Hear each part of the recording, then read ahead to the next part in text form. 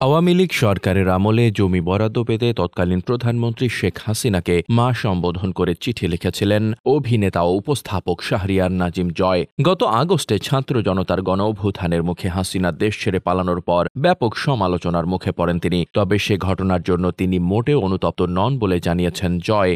প্রয়োজনের জন্য যে কাউকে বাবা, মা, দাদা ডাকা যায় বলে মনে করেন তিনি। সম্প্রতি মুক্তি পেয়েছে জয় অভিনীত সিনেমা ৮৪০। অন্তর্বর্তী সরকারের সংস্কৃতি বিষয়ক উপদেষ্টা মোস্তফা সরোয়ার ফারুকী পরিচালিত সিনেমাটির প্রিমিয়ারে উপস্থিত হয়েছিলেন এই অভিনেতা। সেখানে শেখ হাসিনার কাছে জমি চাওয়ার বিষয়ে প্রশ্ন করা হলে জয় বলেন, আমি তো আরেকটা জমি পাওয়ার জন্য ডক্টর মোহাম্মদ ইউনূস স্যারকে বাবা ডাকতে হলেও ডাকবো, কারণ আমার প্রয়োজন আছে।